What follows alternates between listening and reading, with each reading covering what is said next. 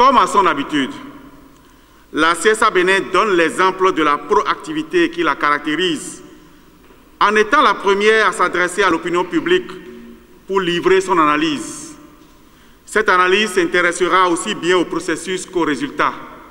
Nous devons évoquer comme raison de la désaffection des travailleurs vis-à-vis de cette élection la polémique inutile et nuisible entretenue par certaines organisations qui a tout le temps présenté le vote électronique comme le symbole de la volonté de fraude au profit des autres organisations syndicales concurrentes, mais qui n'a pas la décence aujourd'hui de présenter des excuses publiques aussi bien à l'autorité qu'aux membres du comité électoral et en particulier à la CSA Bénin. Vous comprenez, tout le raisonnement de cette organisation tient dans une phrase que je qualifie de puérile ou de sénile. Ma défaite se justifiera par l'existence de pratiques frauduleuses. Mais si je gagne, tout va bien. Si je gagne, tout va bien. Et aujourd'hui, nous faisons tous le constat que si c'est vrai que le gouvernement a nommé les organisations syndicales avec lesquelles il veut travailler, ça veut dire que le gouvernement a aujourd'hui 3 épouses. Et nous voyons tous quelle est l'épouse favorite aujourd'hui. Quelle est donc l'organisation qui est la plus proche d'un gouvernement qu'il a choisi comme étant l'une des confédérations représentatives et en particulier en première position. Pour nous, à la CSA Bénin, notre analyse est que ces élections représentent un important tournant pour l'action syndicale. De notre point de vue, il y aura pour le syndicalisme béninois un avant et un après 24 janvier 2021. La campagne a révélé encore une fois les défis qui attendent les organisations syndicales en général et la CSA Bénin en particulier.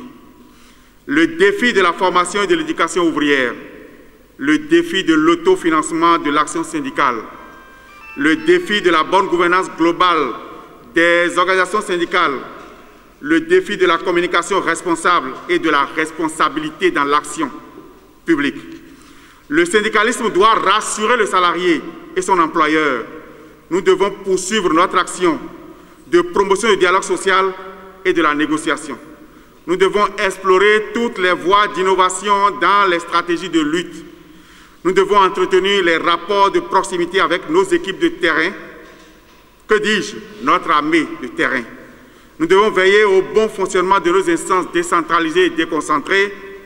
Nous devons être plus vigilants, plus exigeants vis-à-vis de nos syndicats de base affiliés sur le fonctionnement démocratique et moderne des organisations syndicales. Nous avons compris tout cela. Nous avons compris quel était le message.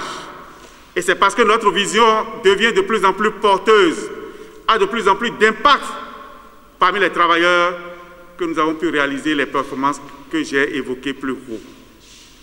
Chers camarades de la CSA Bénin, chers travailleurs, nous pouvons aller encore plus loin. La balle est désormais dans notre camp. Nous allons faire en sorte que les tests de représentativité soient appliqués dans notre pays et qu'on sache exactement quelle est la place de chacun dans les instances que nous devons discuter avec l'employeur et le gouvernement. Nous devons également continuer d'œuvrer pour une unité d'action, mais une unité d'action basée sur le respect mutuel, une unité d'action qui ne s'avilit pas dans une proximité politique qui est surannée et dépassée aujourd'hui, une unité d'action qui tient compte absolument, à tout moment, de l'intérêt des travailleurs et non pas de l'intérêt d'un parti politique. Je vous remercie.